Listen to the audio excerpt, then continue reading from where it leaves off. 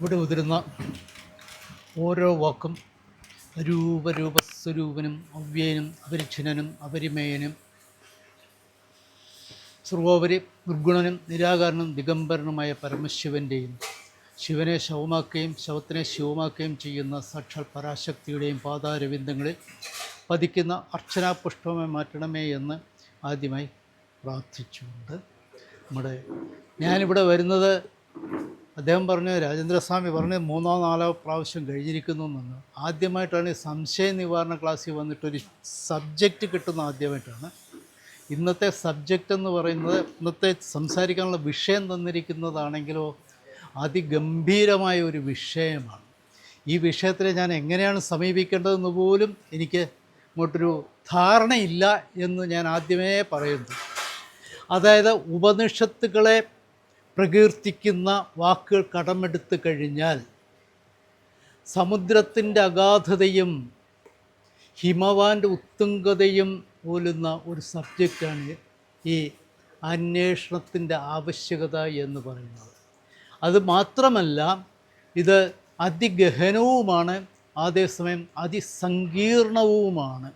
എന്തുകൊണ്ടാണ് അതിഗഹനീയം എന്ന് ചോദിച്ചു കഴിഞ്ഞാൽ, ഈ അന്വേഷണം എന്ന് പറയുന്നത് രണ്ടായിട്ടെടുക്കണം. അന്വേഷണമെന്നും അന്വേഷണത്തിൻ്റെ ആവശ്യകത എന്നുള്ളത്. അപ്പോൾ അന്വേഷണം എന്നെടുത്തു കഴിഞ്ഞാൽ സാധാരണ, അതായത് ജീവൻ്റെ ആദ്യത്തെ സ്ഫുരണം ഉണ്ടാകുന്നതിന് മുമ്പ് തന്നെ അന്വേഷണം എന്ന പ്രക്രിയ ഇവിടെ ഉണ്ടായിട്ടുണ്ട്. അന്വേഷണം എന്ന പ്രക്രിയയിലൂടെ മാത്രമാണ് ഈ പ്രപഞ്ചത്തിൻ്റെ നിലനിൽപ്പ് തന്നെ നടക്കുന്നത്. ആ പ്രപഞ്ചത്തിൻ്റെ നിലനിൽപ്പിനാണ് ഈ അന്വേഷണം ആവശ്യമായി. കാര്യം ഞാൻ അല്ലെങ്കിൽ ഏതെങ്കിലും ഒരു ജന്മം, ഏതെങ്കിലും ഒരു ജീവി, ഏതെങ്കിലും ഒരു മനുഷ്യജീവി, ഇവർ സ്വന്തമായിട്ട് ഗർഭപാത്രം തിരഞ്ഞെടുത്തിട്ടാണ് അതിനകത്തോട്ട് പ്രവേശിക്കുന്നത് എന്നാണ് ഉപനിഷത്തുകൾ പഠിപ്പിക്കുന്നത്, അല്ലെങ്കിൽ ശ്രുതി പഠിപ്പിക്കുന്നത് അങ്ങനെയാണ്. അപ്പോൾ അങ്ങനെ വരുമ്പോൾ ഇവിടെ ശ്രുതിയെയാണ് ഞാൻ പ്രമാണമാക്കുന്നത്, അതുകൊണ്ടാണ് ശ്രുതി പറയുന്നത്. അപ്പം എനിക്ക് ജനിക്കണമെങ്കിൽ, ഇപ്പം ഞാൻ മരിച്ചു കഴിഞ്ഞിട്ട് ഞാൻ വീണ്ടും ജനിക്കുകയാണെങ്കിൽ, ഞാൻ മരിക്കുന്നതിന് മുമ്പ് തന്നെ എനിക്ക് പിറക്കേണ്ട, അല്ലെങ്കിൽ ഞാൻ കിടക്കേണ്ട 10 മാസം കിടക്കേണ്ടതായിട്ട് ഒരു ഗർഭപാത്രം ഞാൻ നേരത്തെ തിരഞ്ഞെടുത്തിരിക്കും. ആ തിരഞ്ഞെടുത്തിട്ട് അതിനകത്ത് പോയിട്ടാണ് ഇപ്പം. അതുകൊണ്ടാണ് ഈ അന്വേഷണം എന്ന് പറയുന്ന പ്രക്രിയ അതിഗഹനമാണെന്ന് ഞാൻ പറഞ്ഞത്. അതുകൂടാതെ തന്നെ നമ്മൾ കണ്ടു കാണും, പശുവായാലും ആടായാലും ബാക്കിയുള്ളത് ഏതായാലും പ്രസവിച്ച് കഴിഞ്ഞാൽ ഉടനെ തന്നെ അമ്മയുടെ അല്ലെങ്കിൽ അമ്മിഞ്ഞ തേടിപ്പോകുന്ന ഒരു പ്രക്രിയ കണ്ടിട്ടുണ്ടാകും. പശുവിൻ്റെ കുട്ടികളും ബാക്കിയുള്ളതെല്ലാം. അപ്പോൾ അന്വേഷണം എന്ന് പറയുന്ന പ്രക്രിയ അനാദിയാണ്.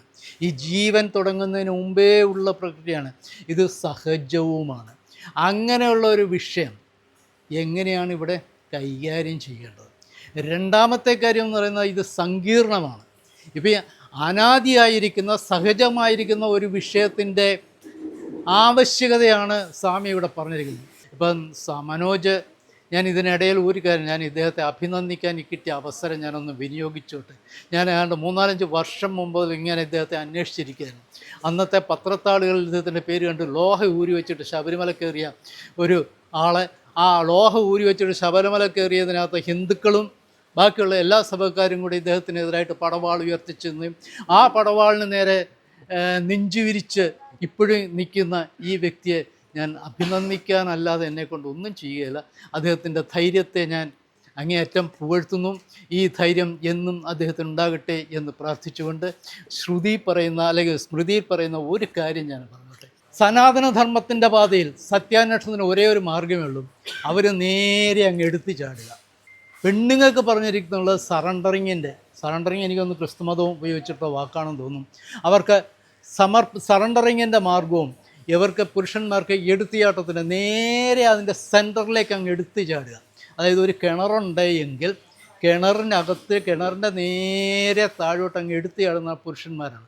അതുപോലെയാണ് ഇപ്പം മിസ്റ്റർ മനോജ് നേരെ സനാതനധർമ്മം എന്ന് പറയുന്ന ഈ അഗാധ സമുദ്രത്തിൻ്റെ അടിത്തട്ടിലേക്ക് അങ്ങ് എടുത്ത് ചാടിയിരിക്കുകയാണ്. ഇനി അവിടുന്ന് അദ്ദേഹം നീന്തി കയറി വരണം. പിന്നെ സറണ്ടറിങ് എന്നുള്ളതുകൊണ്ട്, ആ സറണ്ടറിങ് എന്ന് പറഞ്ഞാൽ അതിൻ്റെ പരിയാമ്പുറത്തൊക്കെ നടന്ന് അതിൻ്റെ പോച്ചയൊക്കെ പറിച്ച് അവിടെ നോക്കി ഇങ്ങനെ നടന്ന് അതിൻ്റെ ഭംഗിയൊക്കെ ആസ്വദിച്ച് പതുക്കെ അതിനകത്തോട്ട് ഇറങ്ങി വരുന്ന രീതി. ഈ 2 രീതിയാണ് ഈ നമ്മുടെ ശ്രുതി പറയുന്നത്. ഈ രണ്ടും നമുക്ക് ഇപ്പോൾ സത്യാന്വേഷണം എന്ന് ഇദ്ദേഹം ഒരു വാക്ക് ഉപയോഗിച്ചു. ഇപ്പോൾ സത്യത്തെ അന്വേഷിക്കുക എന്ന് പറയുന്നത് എന്തായാലും അപ്പോൾ അന്വേഷിക്കണം എന്നുണ്ട് എങ്കിൽ ഈ നമ്മൾ അന്വേഷിക്കുന്ന എന്താണെന്ന് അറിയണ്ടേ? അന്വേഷിക്കുന്ന എന്താണെന്ന് അറിയാതെ നമ്മൾ കണ്ടുകിട്ടിക്കഴിഞ്ഞാലും പറയാൻ പറ്റുമോ എന്താണ്? ഞങ്ങളുടെ ഒരു ചെറിയ സമയമില്ല എങ്കിൽ പോലും ചെറിയൊരു സംഭവം പറഞ്ഞുകൊണ്ട് പറയാം. ഞങ്ങളുടെ ഈ ഹിന്ദുക്കളുടെ ഇതിനകത്തിടയിൽ ഉപാസനകൾ ധാരാളമുണ്ട്. ഹിന്ദുക്കൾ 3-4 മാർഗ്ഗങ്ങളുണ്ട്. അതിലൊരു മാർഗ്ഗമാണ് ഉപാസനാ മാർഗം. ഉപാസനാ മാർഗത്തിൽ ഈ ശ്രീവിദ്യ ഉപാസകർ ഇപ്പോൾ വളരെ കൂടുതലുണ്ട്. അവരെ മുട്ടിയിട്ട് ഞങ്ങളുടെ വൈകിട്ടൊക്കെ മാവേലിക്കര കൂടെ ഒന്നും നടക്കാൻ പറ്റില്ല. മൊത്തം ശ്രീവിദ്യ ഉപാസകരാണ്, അല്ലെങ്കിൽ ശ്രീവിദ്യ ഉപാസകരും ക്രിയോപാസകരും ഒക്കെയാണ്. ക്രിയാമാർഗങ്ങളിലൊക്കെ ഇവരുടെ തോളത്ത് തട്ടാതെ നടക്കാനേ പറ്റാത്ത അത്രയേറെ നിറഞ്ഞിരിക്കുകയാണ് ഞങ്ങളുടെ റോഡും സ്ഥലവുമൊക്കെ അത്രയാണ്. അപ്പം അതിനകത്ത് ഈ ശ്രീവിദ്യ ഉപാസനയിൽ ആ ഉപാസ്യ ദേവത എന്ന് പറയുന്ന ദേവിയാണ്. ഈ ദേവിയുടെ മന്ദിരം അല്ലെങ്കിൽ ദേവിയുടെ അതുണ്ടാക്കിയിരിക്കുന്നത് ഒരുതരം പ്രത്യേക രത്നക്കല്ല് കൊണ്ടാണ്. അതിന് ചിന്താമണി രത്നം എന്ന് പറയും. അപ്പോൾ ഇങ്ങനെ ഒരു ഉപാസകന് ചിന്താമണി രത്നം കൂടിയേ തീരൂ. ഈ ചിന്താമണി രത്നം കൂടിയേ തീരൂ എന്ന് പറഞ്ഞ് ചിന്താമണി രത്നം ഇങ്ങനെ അന്വേഷിച്ച് ഇങ്ങനെ നടക്കാൻ പോകും. ചിന്താമണി രത്നം ആരുടെ കയ്യിലാണ് ഉള്ളത്? ദേവിയുടെ കയ്യിലാണ് ഉള്ളത്. ദേവി ആരുടെ കൂടെ ഇരിക്കുന്നത്? പരമശിവൻ്റെ കൂടെ ഇരിക്കുന്നത്. അപ്പം ഇങ്ങനെ നോക്കി കഴിഞ്ഞപ്പോൾ പരമശിവൻ കളിയൊക്കെ ചോദിച്ചു, എടി എന്തിനാ പാവത്തിനെ ഇങ്ങനെ ഇട്ട് കഷ്ടപ്പെടുന്നത്? അവർ അങ്ങ് കൊടുത്തേക്കൂടെ? പറയാം ഞാനിപ്പോൾ കൊടുക്കാം, പക്ഷേ നോക്കിക്കൊള്ളുന്നു. ഇങ്ങനെ നടന്നു പോയ കൂട്ടത്തിൽ ദേവി ഒരു രത്നം ഇട്ട് കൊടുത്തു. ഈ രത്നം ഇയാൾ പൊക്കിയെടുത്തു കഴിഞ്ഞപ്പം രത്നം കണ്ടു കഴിഞ്ഞാൽ ആർക്കും തിരിച്ചറിയാൻ വലിയ പ്രയാസമാണ്.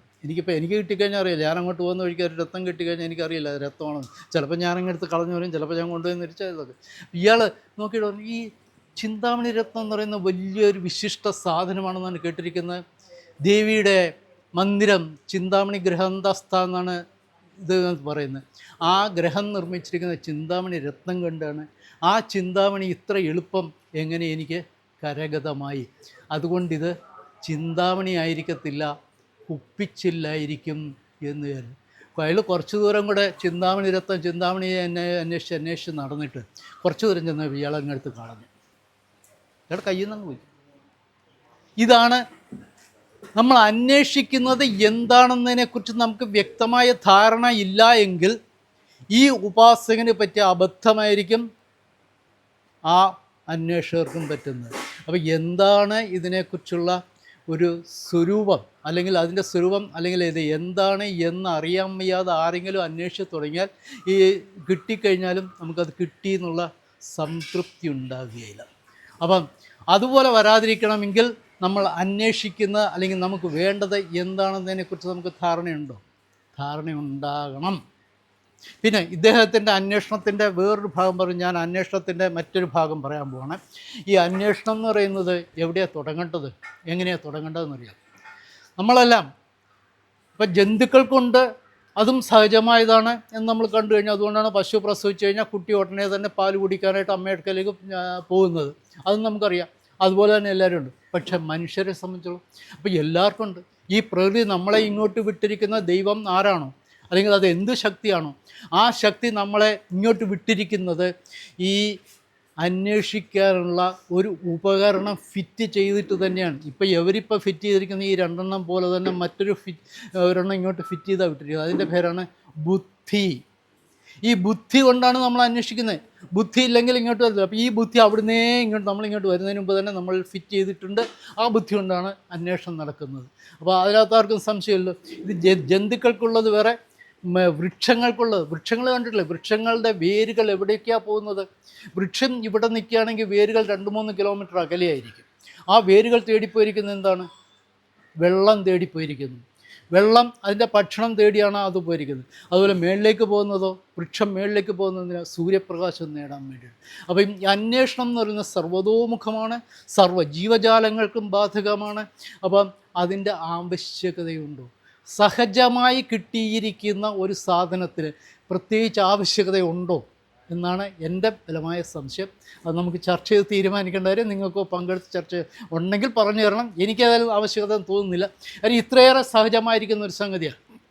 ഇനിയിപ്പം നമ്മളിലേക്ക് വന്നു കഴിഞ്ഞാലും ഈ ദൈനംദിന ജീവിതം രാവിലെ എണീക്കുക, രാവിലെ എണീറ്റ് കഴിഞ്ഞാൽ ഉടനെ തന്നെ സാധാരണ ദിവസവും ചെയ്തുകൊണ്ടിരിക്കുന്ന പണിക്ക് പോവുക, ചായ കുടിക്കുക. ഞാനൊക്കെ ആണെങ്കിൽ രാവിലെ 2-3 ചായയൊക്കെ കുടിച്ചിട്ടൊക്കെ ഇറങ്ങത്തുള്ളൂ. അപ്പോൾ ചായ കുടിക്കുക, ഉച്ചയ്ക്ക് ഉണ്ണുക, വൈകിട്ട് കിടന്നുറങ്ങുക, അല്ലെങ്കിൽ മറ്റേ ഇതൊരു 6 ബോറൻ പരിപാടിയാണ്. ഈ വിരസതയായിരിക്കുന്ന ഈ വിരസതയിൽ നിന്നും രക്ഷ നേടാനാണ് മനുഷ്യൻ ശ്രമിക്കുമോ ഇല്ലയോ?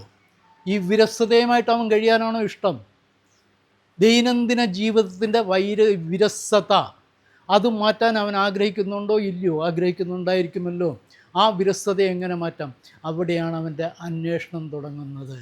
ഈ ദൈനംദിന ജീവിതത്തിൻ്റെ വിരസത മാറ്റി അവന് സന്തോഷം, അവന് ആനന്ദം നുകരാനാണ് ഒരവസരമാണ് അവൻ അന്വേഷണത്തിലൂടെ അവൻ പ്രതീക്ഷിക്കുന്നത്. അതിനു വേണ്ടിയിട്ടുള്ള അന്വേഷണമാണ് അവൻ തുടങ്ങുന്നത്. ആ അന്വേഷണം എവിടെ ചെന്നാണ് നിൽക്കുന്നത്?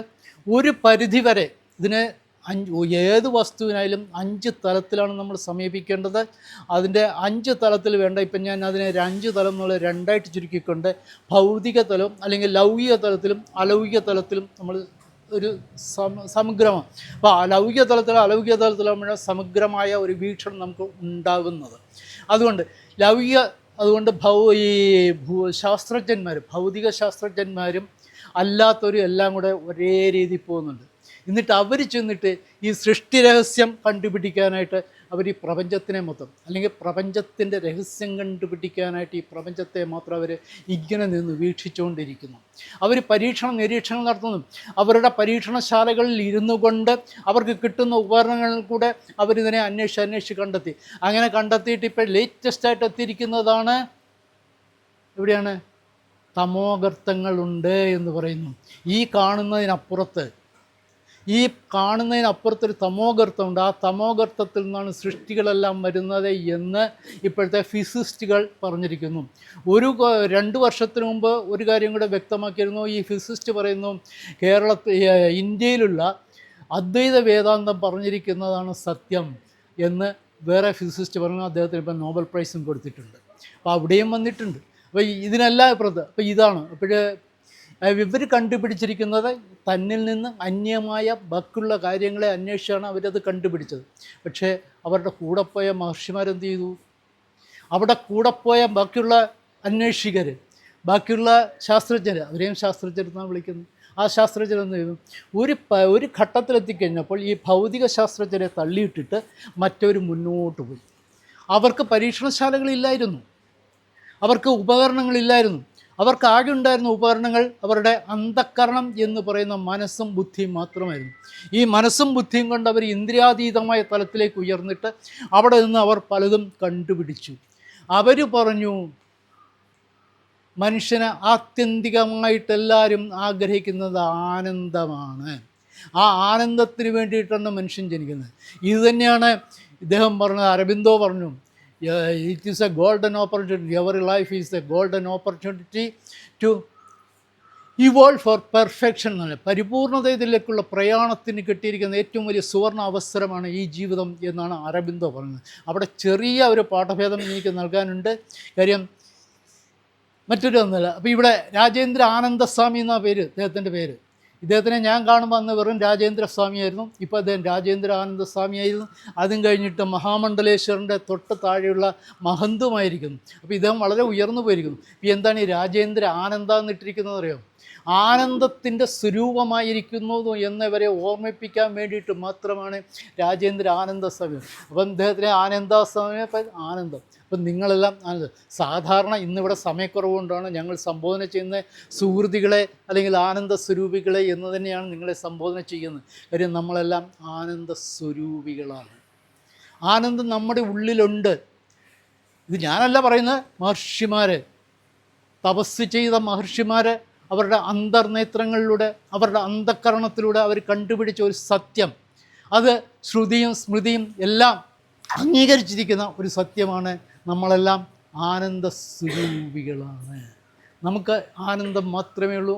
ഈ ആനന്ദത്തിന് വേണ്ടിയിട്ടാണ് നമ്മളെല്ലാം പോകുന്നത്.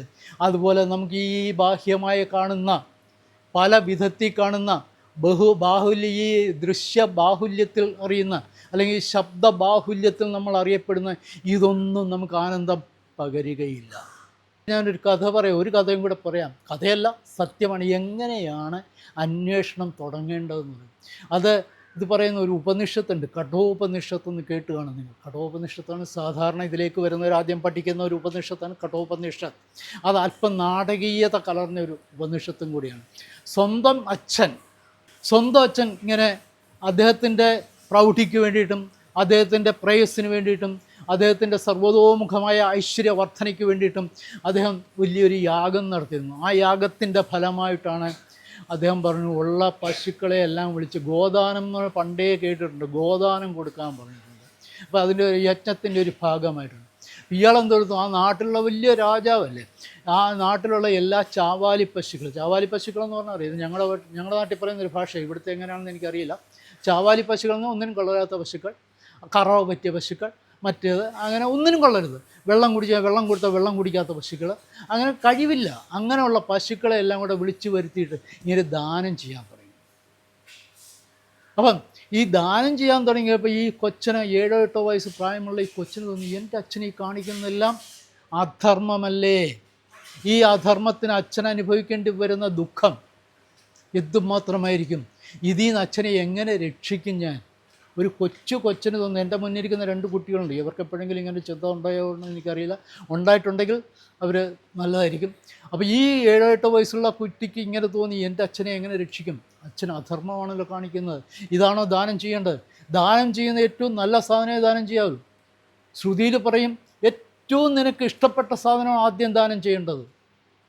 പ്രത്യേകം എനിക്ക് ഏറ്റവും പ്രിയപ്പെട്ടത് എന്തോ അതാണ് ആദ്യമായിട്ട് ദാനം ചെയ്യേണ്ടത്. അല്ലാതെ മുഷിഞ്ഞ് കയറിയ, അല്ലെങ്കിൽ കാണാൻ കൊള്ളാത്ത, അല്ലെങ്കിൽ മറ്റേത്, അല്ലെങ്കിൽ മുഷിഞ്ഞ് കയറിയ വസ്ത്രമോ, അല്ലെങ്കിൽ ഒരൊന്നിനും തികയാത്ത ഒരു കുറച്ച് കാശോ ഒന്നും ദാനം ചെയ്യരുത് എന്ന് തന്നെയാണ് ശ്രുതി പറയുന്നത്. അപ്പോൾ ഇയാൾ കൊടുക്കുന്നതാണെങ്കിൽ ചാവാലി പശു, കറവ പറ്റിയ പശു, വെള്ളം കുടിക്കാത്ത പശു, തീറ്റി തിന്നാത്ത പശു, ഇതിനെ മുടന്തുള്ള പശു, ഇതിനെ കിട്ടുന്നവരങ്ങോട്ട് കൊണ്ടുപോയി കഴിഞ്ഞാൽ വഴി വെച്ച് തന്നെ ചത്തുപോവുകയും ചെയ്യും. അപ്പോൾ ഇയാൾ ചോദിച്ചു, അച്ഛാ, എന്നെ ആർക്കാണ് ദാനം ചെയ്യുന്നത്? ഇത് പേരൻറ്റിങ്ങിനകത്തുള്ള ചോദ്യം ചെയ്യാൻ പഠിക്കുക. എൻ്റെ മക്കളെ, നിങ്ങൾ ചോദ്യം ചോദിക്കുമോ? നിങ്ങളുടെ അച്ഛനോട് ചോദ്യം ചോദിക്കുമോ? നിങ്ങളുടെ സാർമാരോട് ചോദ്യം ചോദിക്കുമോ? നിങ്ങൾ ആരോടെങ്കിലും ചോദ്യം ചോദിച്ചിട്ടുണ്ടോ? എപ്പോഴെങ്കിലും ചോദിച്ചിട്ടുണ്ടോ? ഒരു ചോദ്യവും ചോദിച്ചിട്ടില്ല. എന്തുകൊണ്ടാണ് നക്ഷത്രങ്ങൾ അവിടെ മിന്നുന്നതെന്ന് ചോദിച്ചിട്ടുണ്ട്? ഇല്ല. എന്തുകൊണ്ടാണ് ഈ ഇലകൾക്ക് പച്ച നിറം ചോദിച്ചിട്ടുണ്ടോ? അതും ചോദിച്ചിട്ടില്ല. ഒന്നും ചോദിച്ചിട്ടില്ല. എന്തുകൊണ്ടാണ് അവരോട്, എന്തുകൊണ്ടാണ് 2+2 4 വരുന്നത്? അത് ചോദിച്ചിട്ടുണ്ടോ? അതും ചോദിച്ചിട്ടില്ല. ഒന്നും ചോദിച്ചു. Very good. അപ്പം ഈ നച്ചിക്കേതസ് എന്ന് പറയുന്ന പയ്യൻ ചോദിച്ചു, അച്ഛാ, എന്നെ ആർക്കാണ് കൊടുക്കുന്നത്?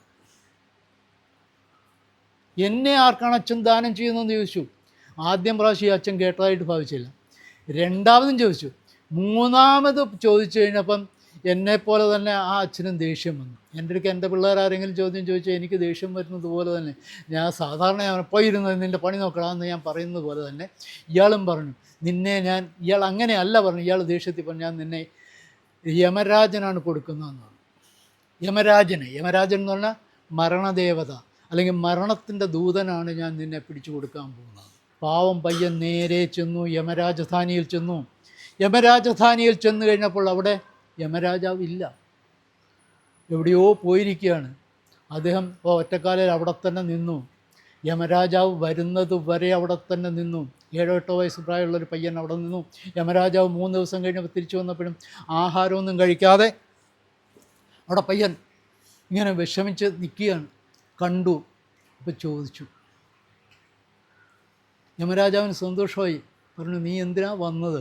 നീ 3 ദിവസമായിട്ട് ഇവിടെ വന്ന് കാവൽ നിൽക്കാൻ നിനക്ക് ക്ഷീണം ഉണ്ടായിട്ടില്ല, എന്താണ് ചോദിക്കുന്നത്?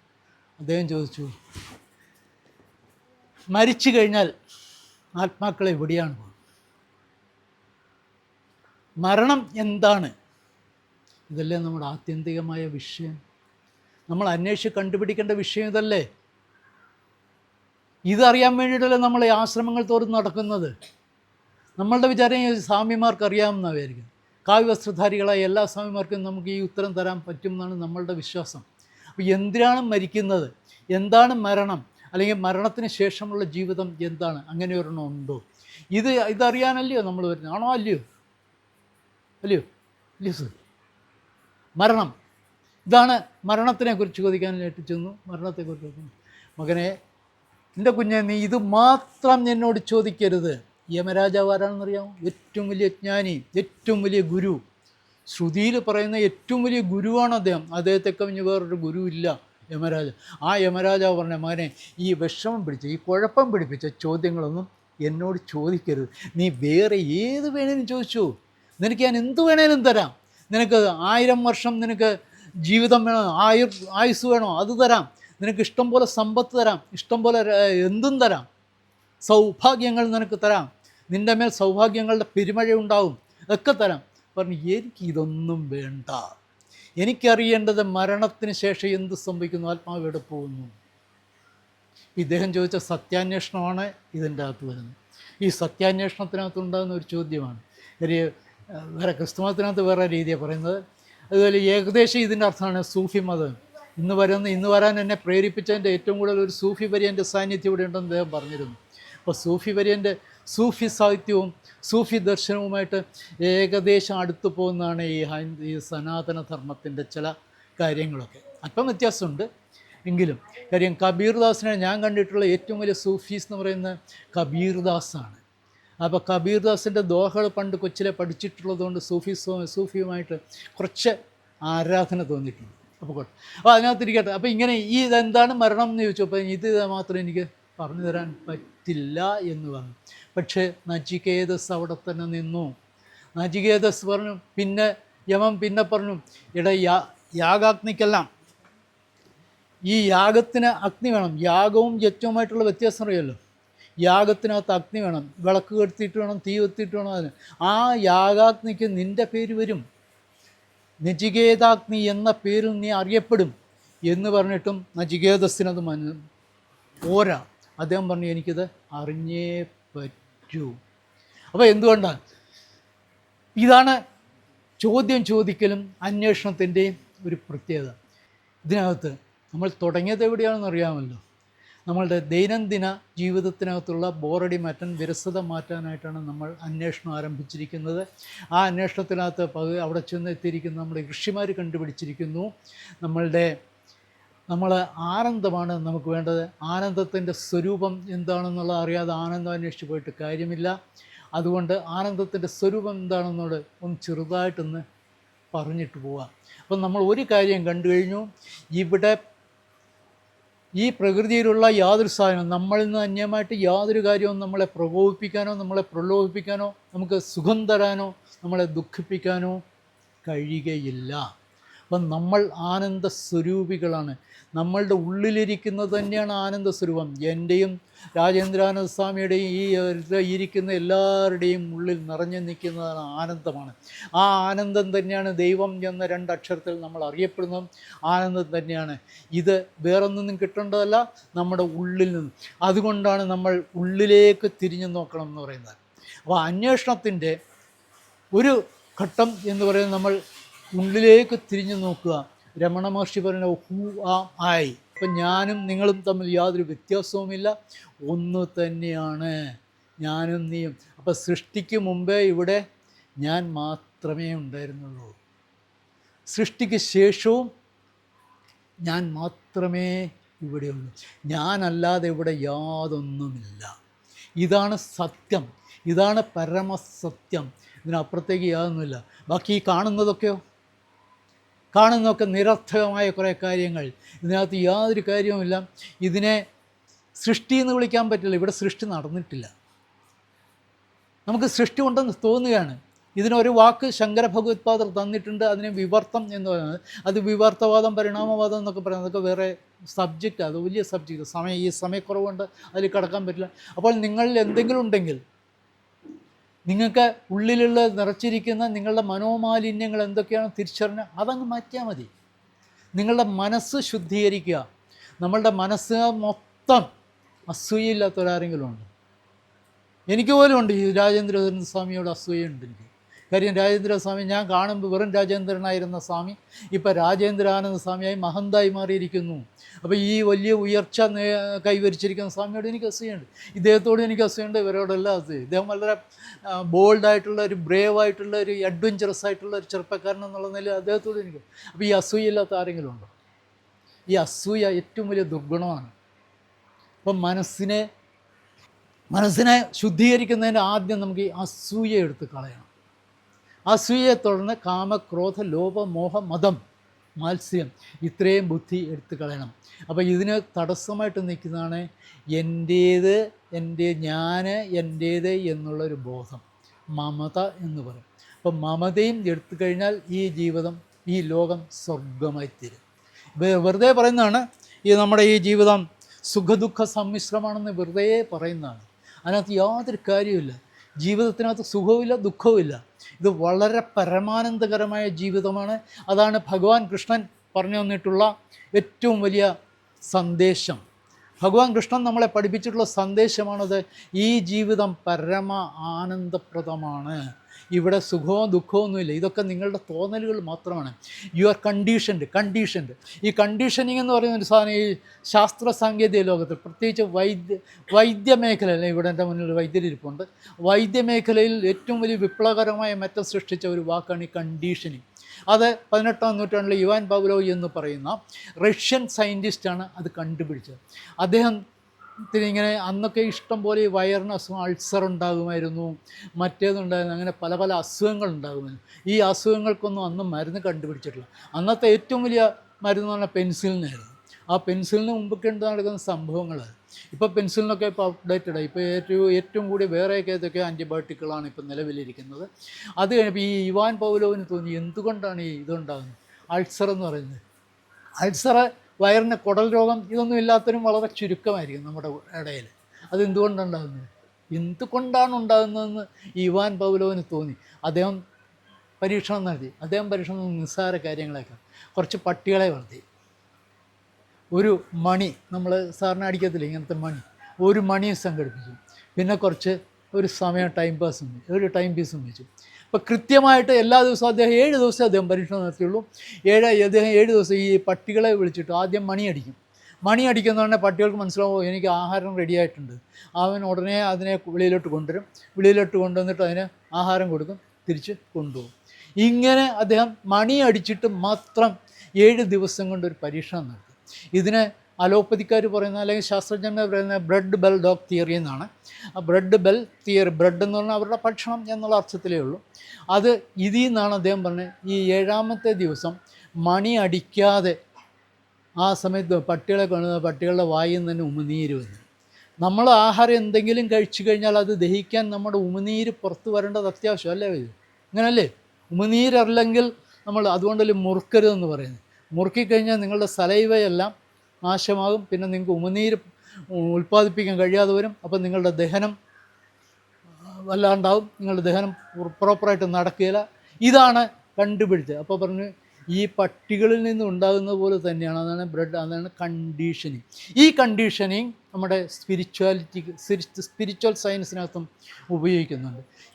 അപ്പോൾ ഈ കണ്ടീഷനിങ്ങിൻ്റെ ഭാഗമായിട്ടാണ് നമുക്ക് ഇത് തോന്നുന്നത്. ഈ ജീവിതം സുഖദുഃഖ സമ്മിശ്രമാണ്. ജീവിതം ഒരിക്കലും സുഖദുഃഖ സമ്മിശ്രമല്ല. ഈ കിട്ടിയിരിക്കുന്ന ജീവിതത്തിന് നമ്മളെ ഇങ്ങോട്ട് വിട്ട ശക്തി ഏതാണോ അതിന് പരിപൂർണമായിട്ട് നന്ദി പറയുകയല്ല വേണ്ടേ, നന്ദിയായി തീരുക. അതൊരു ഇച്ചിരി പ്രശ്നമുള്ള കാര്യമാണ്. അത് മനസ്സിലാവുമെന്ന് എനിക്കറിയില്ല. നന്ദിയായി തീരുക. നന്ദി പറയുന്നതിനകത്ത് കാര്യമൊന്നുമില്ല. നന്ദി പറയുന്നത് ഇപ്പം ഞാനും നന്ദി പറഞ്ഞു മറ്റേതും പറയും, ഇപ്പം അതിനകത്തൊന്നും യാതൊരു കാര്യമില്ല. അപ്പം നമ്മൾ ആത്മാർത്ഥമായിട്ട്, ഇപ്പം മെക്കാനിക്കലാകാതെ, യാന്ത്രികമാകാതെ, വളരെ സ്വാഭാവികമായി തന്നെ ദൈവത്തോട് നന്ദിയുള്ളവനായിട്ട് മാറുക, അല്ലെങ്കിൽ നന്ദിയായി തീരുക. നന്ദിയായി തീരുക. ആ നന്നായി തീർന്നു കഴിഞ്ഞാൽ നമ്മുടെ ജീവിതം സുഖ ദുഃഖ സമ്മിശ്രമല്ല, ആനന്ദകരമായി തീരും. ഈ ആനന്ദകരമായ ജീവിതം എല്ലാവർക്കും ഉണ്ടാകട്ടെ എന്ന് പ്രാർത്ഥിച്ചുകൊണ്ട് ഞാൻ